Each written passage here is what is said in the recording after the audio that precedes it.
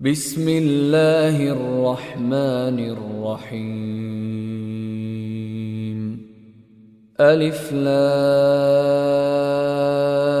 را تلك آيات الكتاب الحكيم أكان للناس عجبا أن أوحينا إلى رجل منهم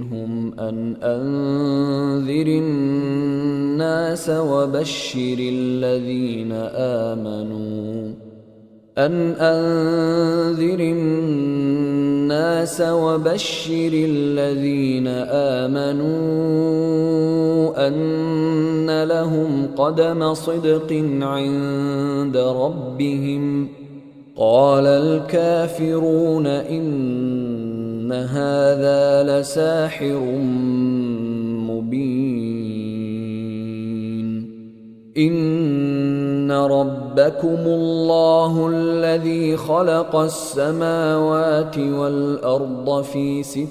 أيام ثم استوى على العرش يدبر الأمر ما من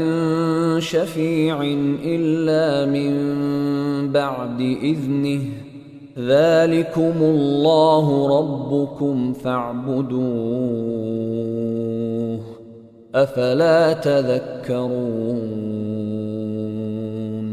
إليه مرجعكم جميعا وعد الله حقا إنه يبدأ الخلق ثم يعيده ليجزي الذين آمنوا وعملوا الصالحات بالقسط والذين كفروا لهم شراب من حميم وعذاب أليم بما كانوا يكفرون هو الذي جعل الشمس ضياء والقمر نورا وقدره منازل لتعلموا عدد السنين والحساب ما خلق الله ذلك إلا بالحق يفصل الآيات لقوم يعلمون إن في اختلاف الليل والنهار وما خلق الله في السماوات والأرض لآيات لقوم يتقون إن الذين لا يرجون لقاءنا ورضوا بالحياة الدنيا واطمأنوا بها والذين هم عن آياتنا غافلون أولئك مأواهم النار بما كانوا يكسبون إن الذين آمنوا وعملوا الصالحات يهديهم ربهم بإيمانهم تجري من تحتهم الأنهار في جنات النعيم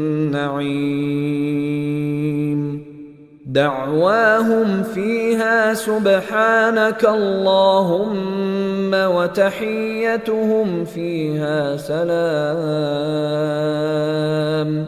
وآخر دعواهم أن الحمد لله رب العالمين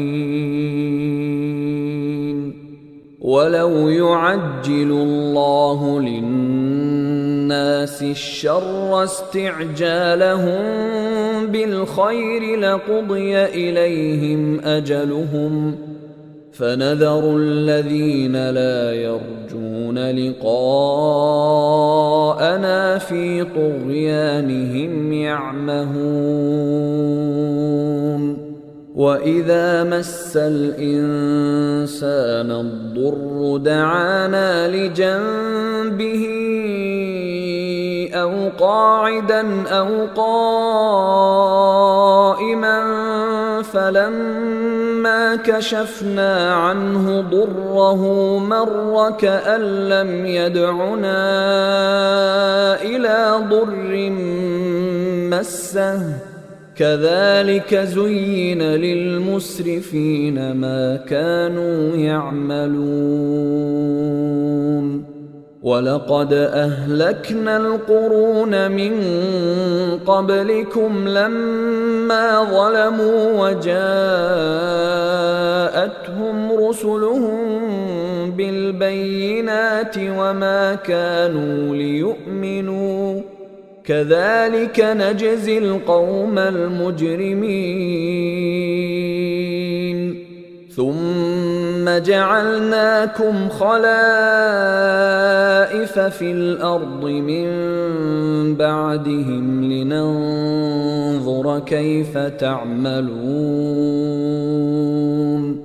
وإذا تتلى عليهم آياتنا بينات قال الذين لا يرجون لقاء نأت بقرآن غير هذا أو بدله قل ما يكون لي أن أبدله من تلقاء نفسي إن أتبع إلا ما يوحى إلي إني أخاف إن عصيت ربي عذاب يوم عظيم قل لو شاء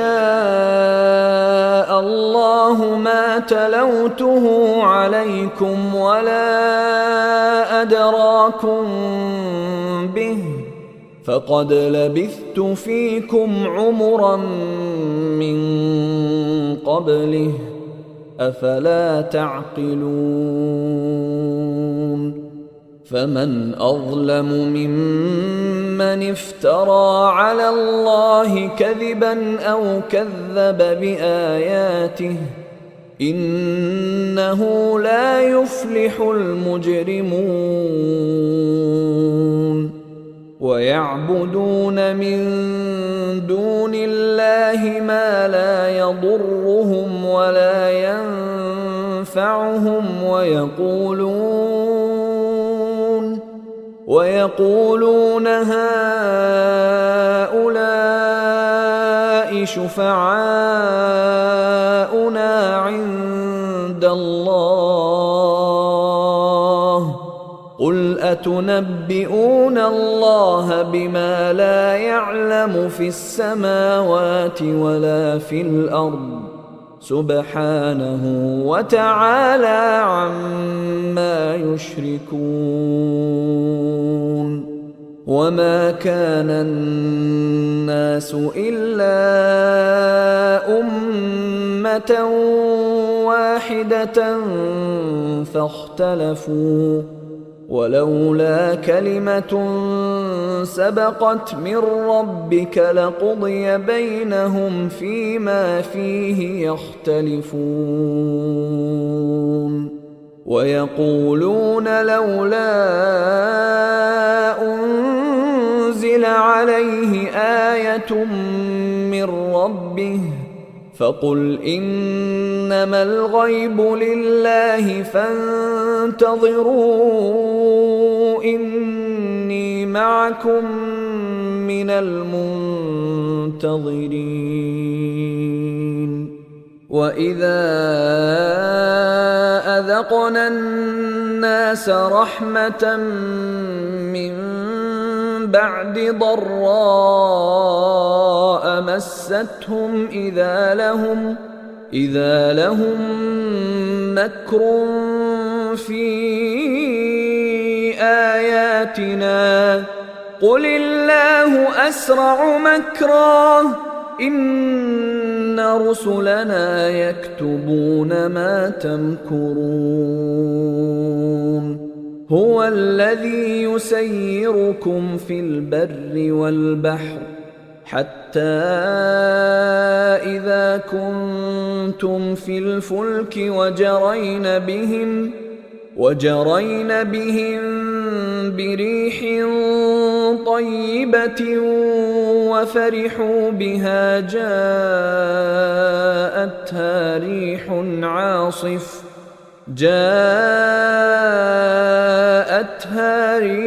عاصف وجاءهم الموج من كل مكان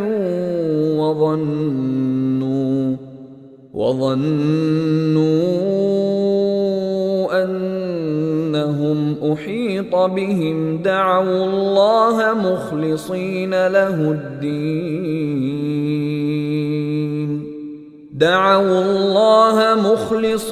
له الدين لئن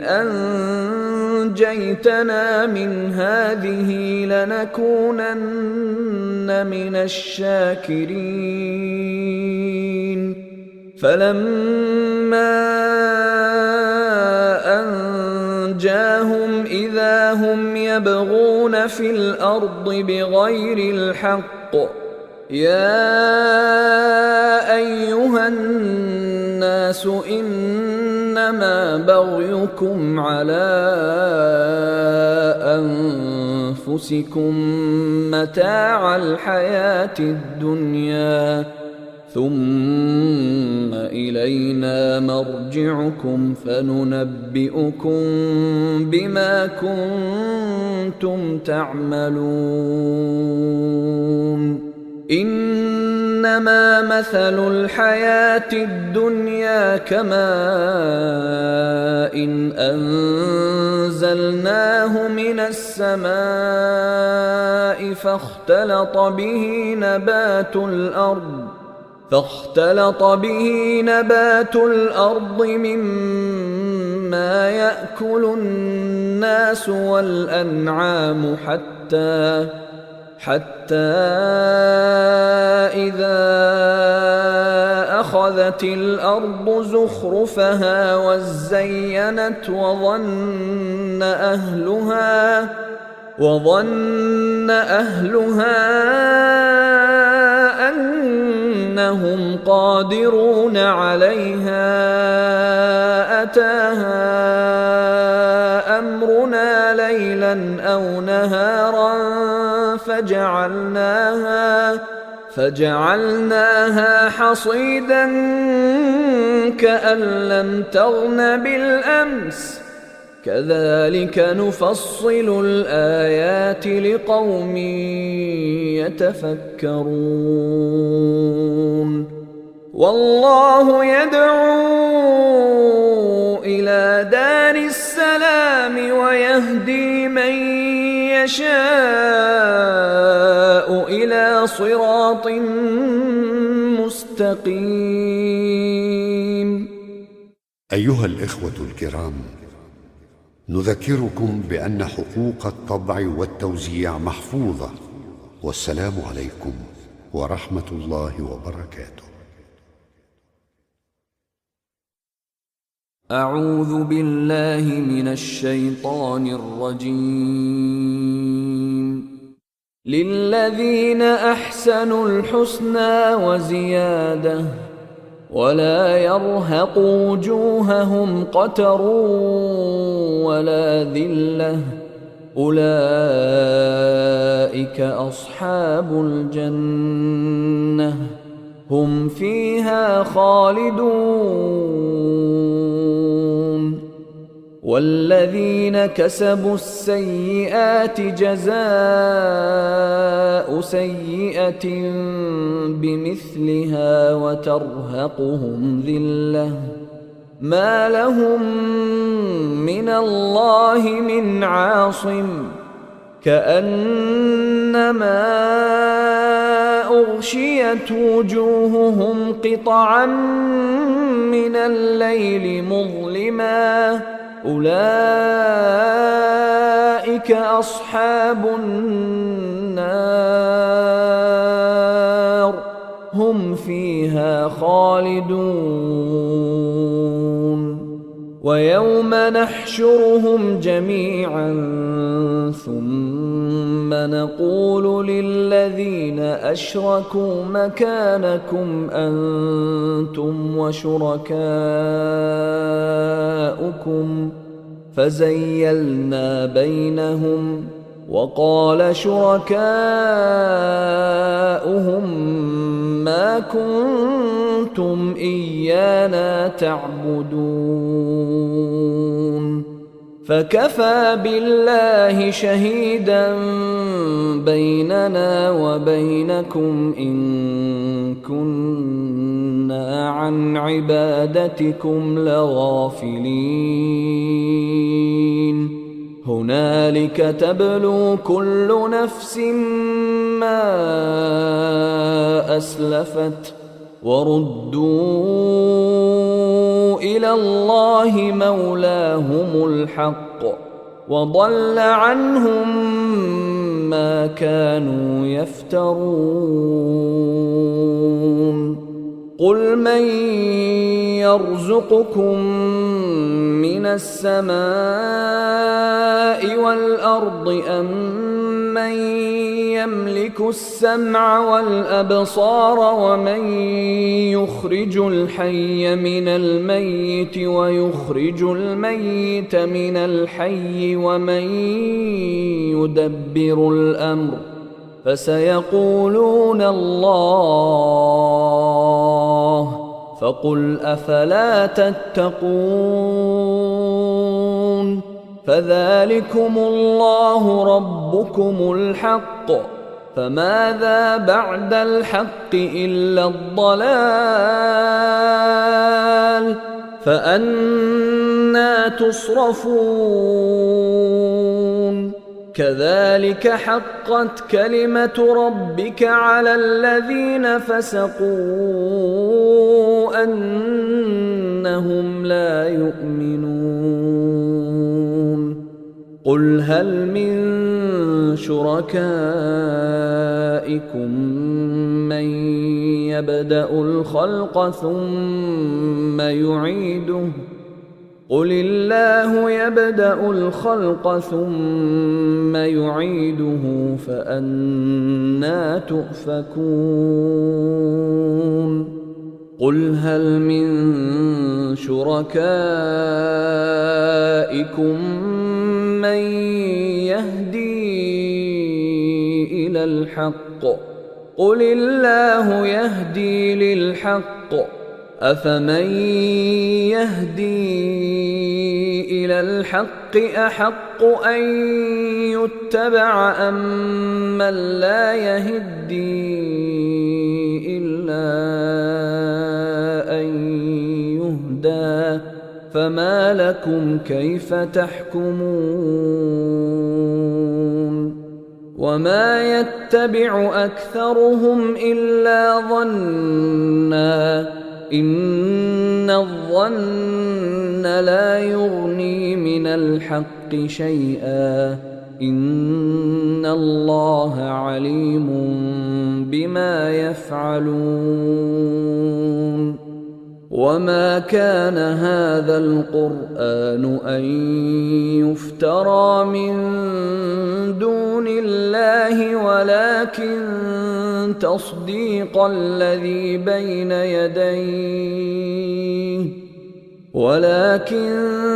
تصديق الذي بين يديه وتفصيل الكتاب لا ريب فيه من رب العالمين أم يقولون افتراه قل فأتوا بسورة مثله وادعوا من استطعتم من دون الله إن كنتم صادقين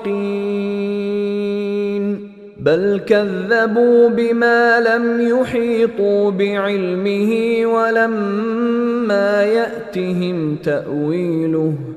كذلك كذب الذين من قبلهم فانظر كيف كان عاقبة الظالمين ومنهم من يؤمن به ومنهم من لا يؤمن به وربك أعلم بالمفسدين وإن كذبوك فقل لي عملي ولكم عملكم أنتم بريئون مما أعمل وأنا بريء مما تعملون ومنهم من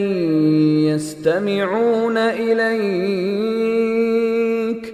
أفأنت تسمع الصم ولو كانوا لا يعقلون ومنهم من ينظر إليك أفأنت تهدي العمي ولو كانوا لا يبصرون إن الله لا يظلم الناس شيئا ولكن الناس أنفسهم يظلمون ويوم يحشرهم كأن لم يلبثوا إلا ساعة من النهار يتعارفون بينهم قد خسر الذين كذبوا بلقاء الله وما كانوا مهتدين وإما نرينك بعض الذي نعدهم أو نتوفينك فإلينا مرجعهم ثم الله شهيد على ما يفعلون ولكل أمة رسول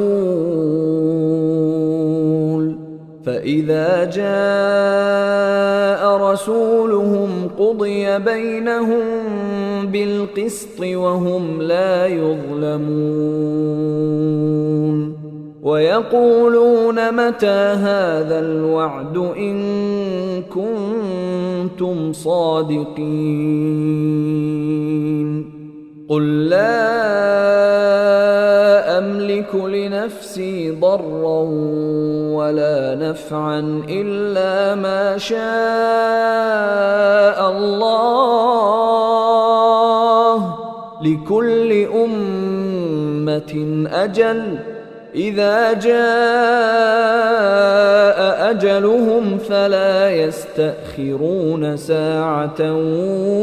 ولا يستقدمون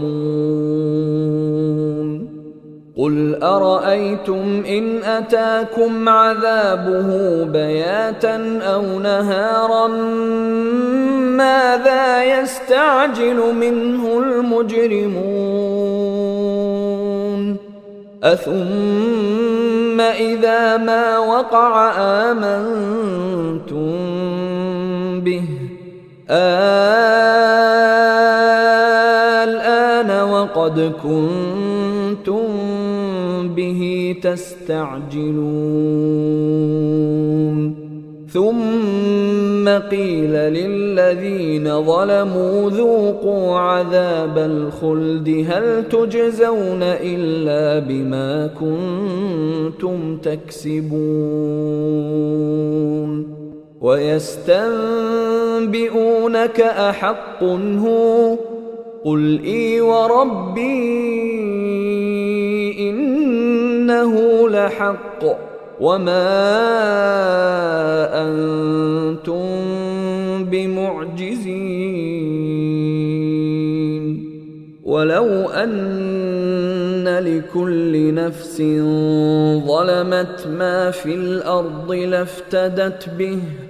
وأسروا الندامة لما رأوا العذاب وقضي بينهم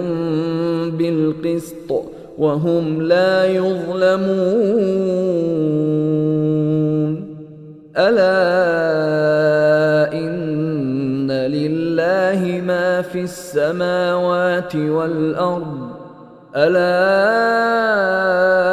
إن وعد الله حق ولكن أكثرهم لا يعلمون. هو يحيي ويميت وإليه ترجعون. يا أيها الناس قد جاءتكم موعظة من ربكم وشفاء لما في الصدور وهدى ورحمة للمؤمنين. قل بفضل الله وبرحمته فبذلك فليفرحوا هو خير مما يجمعون. قل أرأيتم ما أنزل الله لكم من رزق فجعلتم منه حراما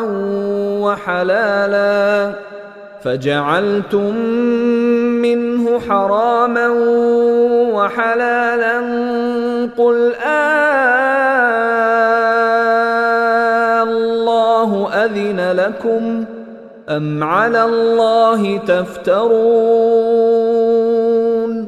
وما ظن الذين يفترون على الله الكذب يوم القيامة إن الله لذو فضل على الناس ولكن أكثرهم لا يشكرون. وما تكون في شأن وما تتلو منه من قرآن ولا تعملون من عمل إلا كنا عليكم شهودا إذ تفيضون فيه. وما يعزب عن ربك من مثقال ذرة في الأرض ولا في السماء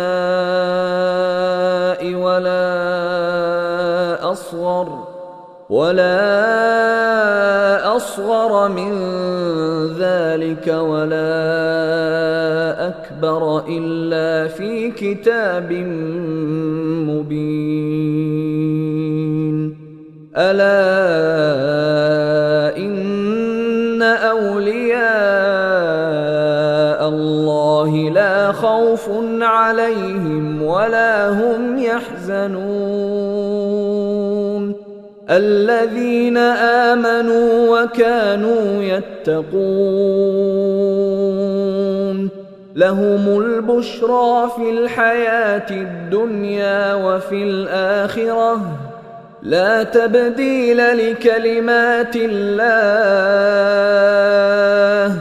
ذلك هو الفوز العظيم.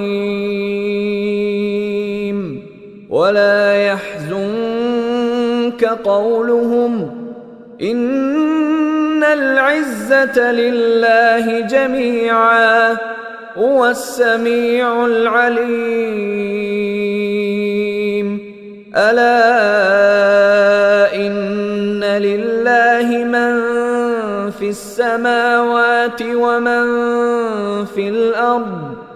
وما يتبع الذين يدعون من دون الله شركاء إن يتبعون إلا الظن وإن هم إلا يخرصون. هو الذي جعل لكم الليل لتسكنوا فيه والنهار مبصرا إن في ذلك لآيات لقوم يسمعون. قالوا اتخذ الله ولدا سبحانه هو الغني له ما في السماوات وما في الأرض إن عندكم من سلطان بهذا أتقولون على الله ما لا تعلمون قل إن الذين يفترون على الله الكذب لا يفلحون متاع في الدنيا ثم إلينا مرجعهم ثم نذيقهم العذاب الشديد بما كانوا يكفرون واتل عليهم نبأ نوح إذ قال لقومه يا قوم إن كان كبر عليكم مقامي وتذكيري بآيات الله فعلى الله توكلت فأجمعوا أمركم وشركاءكم ثم لا يكن أمركم عليكم غمة ثم قضوا إلي ولا تنظرون فإن توليتم فما سألتكم من أجر إن أجري إلا على الله وأمرت أن أكون من المسلمين فكذبوه فنجيناه ومن معه في الفلك وجعلناهم خلائف وأغرقنا الذين كذبوا بآياتنا فانظر كيف كان عاقبة المنذرين ثم بعثنا من بعده رسلا إلى قومهم فجاءوهم بالبينات فما كانوا ليؤمنوا بما كذبوا به من قبل كذلك نطبع على قلوب المعتدين ثم بعثنا من بعدهم موسى وهارون إلى فرعون وملئه بآياتنا فاستكبروا وكانوا قوما مجرمين فلما جاءهم الحق من عندنا قالوا إن هذا لسحر مبين قال موسى أتقولون للحق لما جاءكم أسحر هذا ولا يفلح الساحرون قالوا أجئتنا لتلفتنا عما وجدنا عليه آباءنا وتكون لكما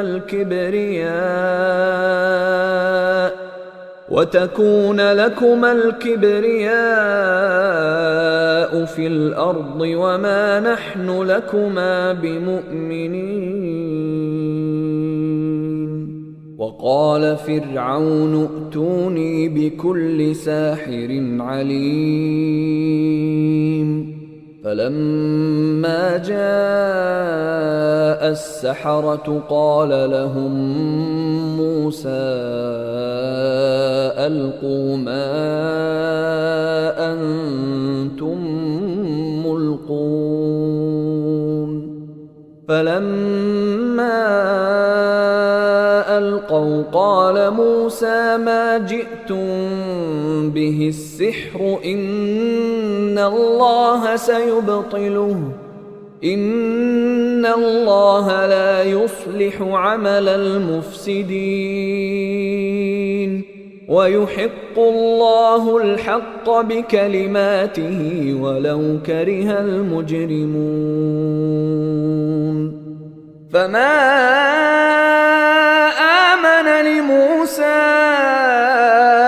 إلا ذرية من قومه على خوف من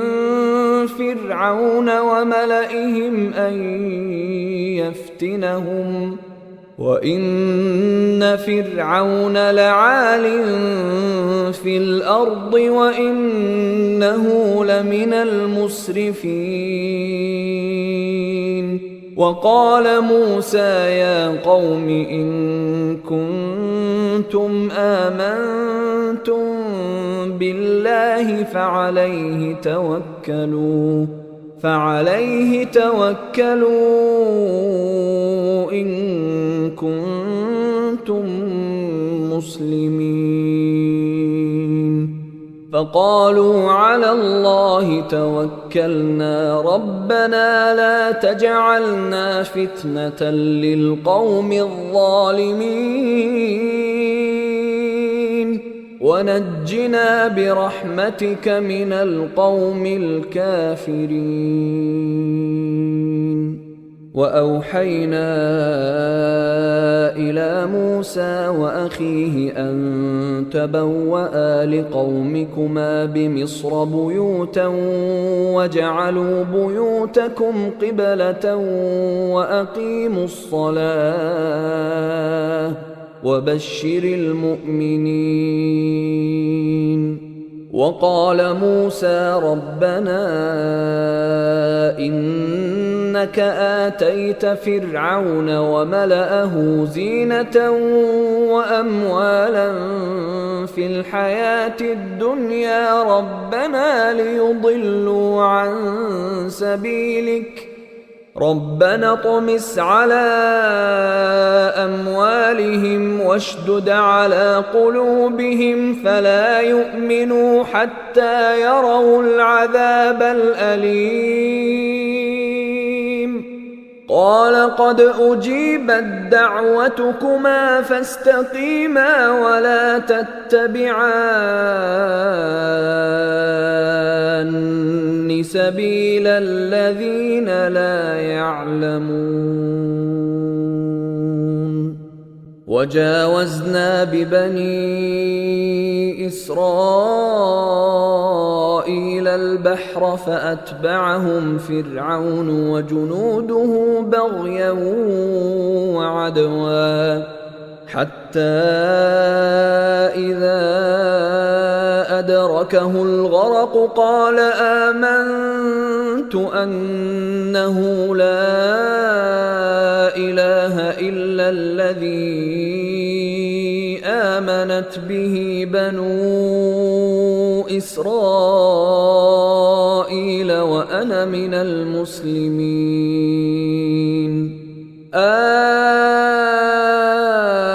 الآن وقد عصيت قبل وكنت من المفسدين فاليوم ننجيك ببدنك لتكون لمن خلفك آية وإن كثيرا من الناس عن آياتنا لغافلون ولقد بوأنا بني إسرائيل مبوأ صدق ورزقناهم من الطيبات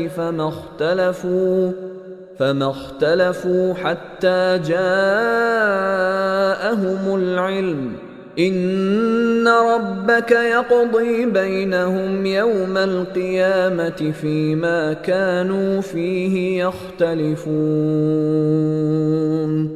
فإن كنت في شك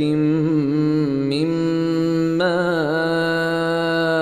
أنزلنا إليك فاسأل الذين يقرؤون الكتاب من قبلك لقد جاءك الحق من ربك فلا تكونن من الممترين ولا تكونن من الذين كذبوا بآيات الله فتكون من الخاسرين إن الذين حقت عليهم كلمة ربك لا يؤمنون ولو جاءتهم كل آية حتى يروا العذاب الأليم فلولا كانت قرية آمنت فنفعها إيمانها إلا قوم يونس لما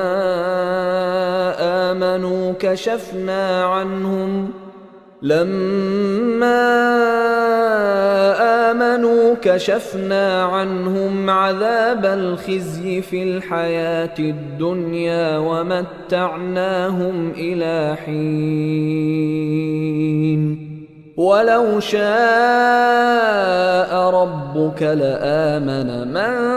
في الأرض كلهم جميعا أفأنت تكره الناس حتى يكونوا مؤمنين وما كان لنفس أن تؤمن إلا بإذن الله ويجعل الرجس على الذين لا يعقلون قل انظروا ماذا في السماوات والأرض وما تغني الآيات والنذر عن قوم لا يؤمنون فهل ينتظرون إلا مثل أيام الذين خلوا من قبلهم قل فانتظروا إني معكم من المنتظرين ثم ننجي رسلنا والذين آمنوا كذلك حقا علينا ننجي المؤمنين قل يا أيها الناس إن كنتم في شك من ديني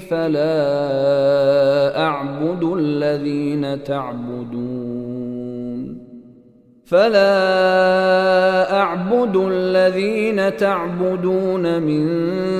دون الله ولكن أعبد الله الذي يتوفاكم وأمرت أن أكون من المؤمنين وأن أقم وجهك للدين حنيفا ولا تكونن من المشركين ولا تدع من دون الله ما لا ينفعك ولا يضرك فإن فعلت فإنك إذا من الظالمين وإن يمسسك الله بضر فلا كاشف له إلا هو وإن يردك بخير فلا راد لفضله يصيب به من يشاء من عباده وهو الغفور الرحيم